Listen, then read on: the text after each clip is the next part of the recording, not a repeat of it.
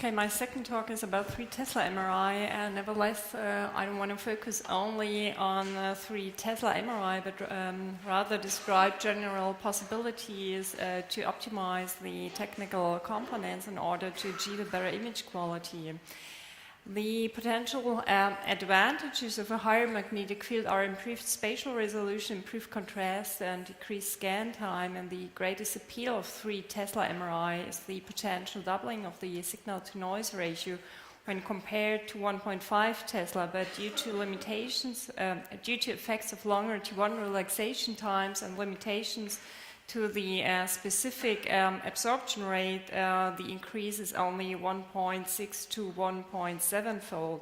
And other impact factors to increase the signal would be special coil components or examination parameters with large voxels. However, large voxels lead not only to an increased signal but also low spatial resolution. But as we need a high spatial resolution, therefore small voxels, this will result in a lower signal and a longer acquisition time, and this is in contradiction with the also necessary high temporal resolution. So the question is, can 3 Tesla really resolve these conflicts?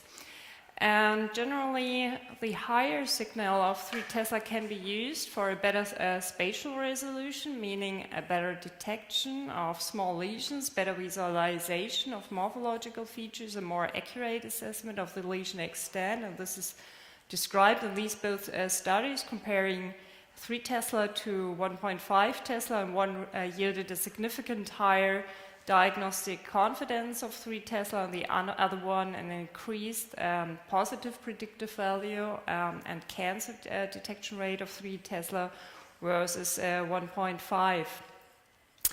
Another study by Umetsu observed the speculation as a factor for the diagnostic quality, and the speculation was best seen with the highest in-plane resolution, respectively smallest voxel, and that was the 3 Tesla examination with unilateral acquired Sagittale images.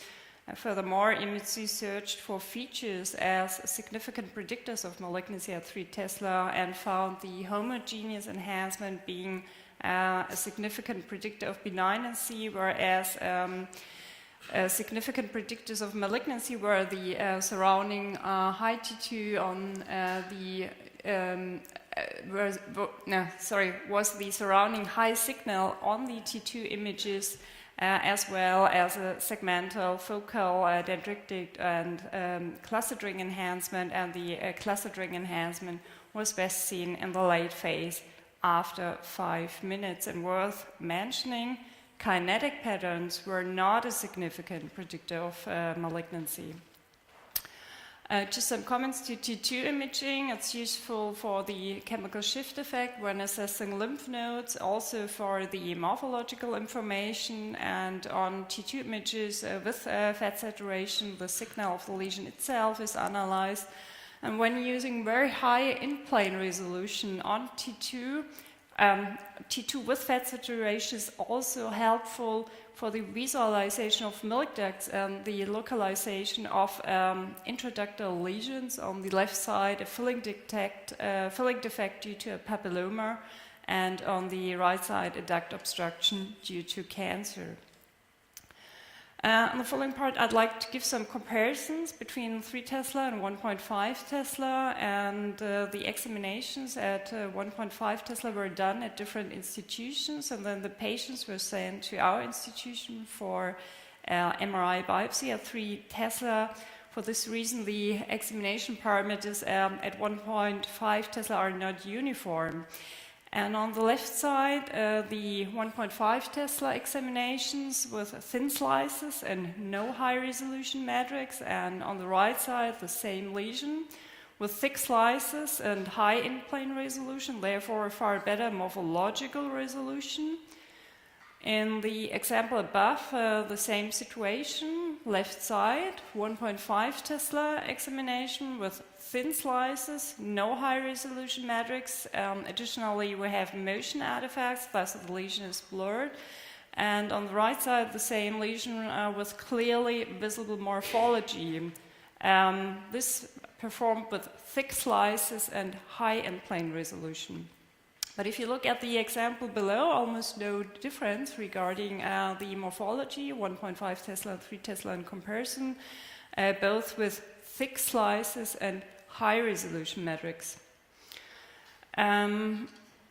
And here again, a small rim enhancing cyst, almost no difference, 1.5 Tesla and 3 Tesla in comparison. Both examinations are based on high in-plane resolution. This is the most important factor for the visualization of morphological features, despite the thicker slices of at least 2 millimeters. And generally, there are two philosophies. One approach, or one philosophy, is the use of thin acquisition slices for an excellent secondary reconstruction, and with the thinner acquired axial slices on the right side, the reticular enhancement on the secondary reconstruction is far better visible, but you have to keep in mind secondary reconstructions are just the second view to visualize the extent of disease, whereas the axial acquired slices are the leading images for the detection of lesions and for the assessment. In other words, the consequence of thin acquired axial slices are certain abandonment of axial high-resolution images. And the second approach, or the second philosophy, is the use of thick acquisition slices and high end-plane resolution for the detection of morphology, as described before. High-resolution images increase the specificity and diagnostic accuracy, and this is even more important with 1.5 Tesla, as you have less scope. You cannot invest in very thin slices and very high in-plane resolution. And again, the question, does 3 Tesla really solve the problem? Does 3 Tesla serve as a guarantee for a good image quality? And this is the same cancer lesion examined at 3 Tesla respectively, and there are mainly two reasons for the worse image quality on the left side: no high in-plane resolution and extensive motion artifacts. And concerning motion artifacts, we've got problems, especially with these high channel coils, with the rigid casing of these coils. The breasts are more mobile, and these motion artifacts can be reduced by using flexible pads for the lateral fixation, or even better, an open access coil allowing the best fixation of the breast. Our different approach would be to use a software that corrects the motion and yields an increased sharpness, but you have to take into account kinetic curve measurements are based on manipulated images. And the study group by Melbourne described that motion influenced the kinetic parameters, and even when the motion magnitude was small. Another factor influencing the image quality is the mode of compression, and on the left side, a round lesion with craniocaudal compression. And the same lesion becomes linear after lateral medial compression. Thus, whenever viewing those lesions, it's important to know how compression was applied. Coming to the temporal resolution, this is a recent statement of the American College of Radiology. Although breast cancers may more frequently show early rapid and delayed washout enhancement than benign breast lesions, there remains a substantial overlap in the kinetics of malignant and non-malignant lesions of the breast. And the point is the kinetic behavior of malignant lesions depends on histology, lesion grade, and microvessel density, thus causing a large spectrum of initial enhancement and delayed washout rays, and thus even a higher temporal resolution is of lower significance. Concerning the disadvantages of 3 Tesla breast imaging, the biggest problem is the magnetic field inhomogeneity. It can manifest as poor fat suppression, demonstrated on the image above, or magnetic susceptibility effects seen on the middle image. And these magnetic susceptibility effects at 3 Tesla are twice as prominent as with 1.5 Tesla. They occur at interfaces between the soft tissue and air and metal. and strategies to achieve adequate magnetic field homogeneity at 3 Tesla are improved shimming techniques and parallel imaging.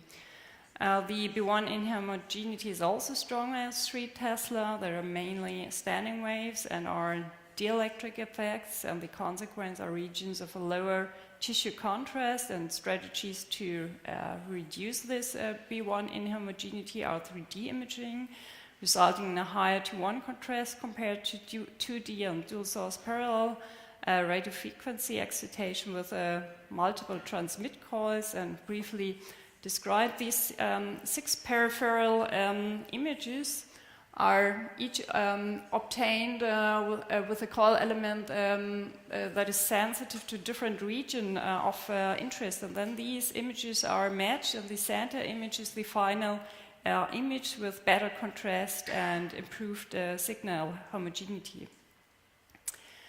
Final diffusion imaging, it measures the mobility of water molecules based on different diffusion acquisitions, and from these the ADC image is calculated, and due to an increased cell density in cancer lesions, there's restricted diffusion, thus cancer lesions are bright on the diffusion images and dark on the ADC map. Nevertheless, smaller cancers, DCIS, invasive lobular cancer, are highly visible in diffusion imaging, and the major limitation is the low signal. Thus, imaging at a higher field strength with increased signal could help to improve the contrast and spatial resolution, and this is indeed possible, as can be seen from this DCIS lesion, better visible at 3 Tesla. One study compared cancer lesions at 3 Tesla versus 1.5 Tesla diffusion imaging. They found a greater visibility of tumors less than 10 millimeters at 3 Tesla due to an increased signal. Interestingly, there was no difference in the visibility of tumors greater than 10 millimeter. And also important, the ADC values were independent of the field strength, with no significant difference between 3 Tesla and 1.5 Tesla.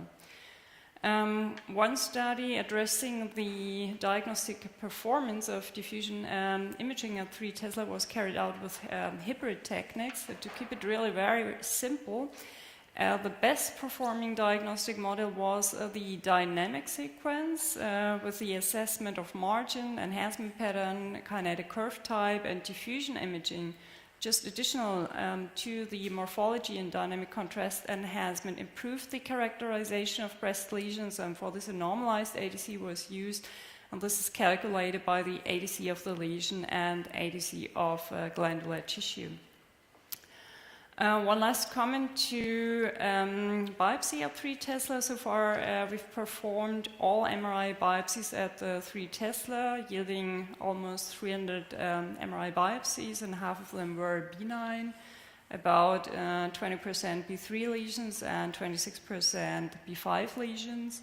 And we performed an evaluation 2012 based on 183 lesions, revealing about 31% malignant lesions, 21% high-risk lesions, and the rate of false negatives was 1.6%, being in the range with other studies, whereby only a few studies have been carried out at 3 Tesla so far.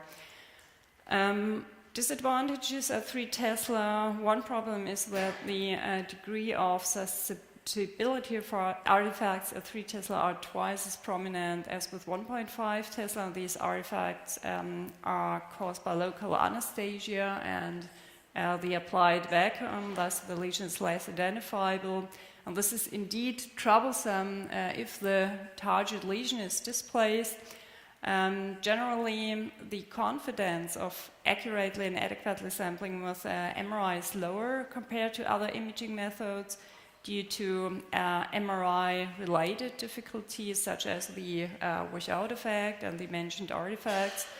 But irrespective if we are talking about 3 Tesla or 1.5 Tesla, follow-up is the only control tool we have.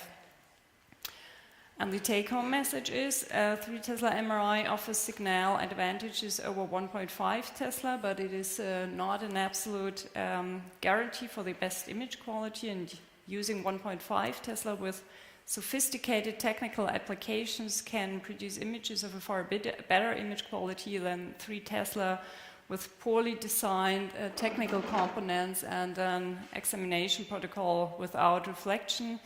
And as you can see from these images above, the most important thing is high in-plane resolution without motion artifacts. And this is the end, and thank you for your attention.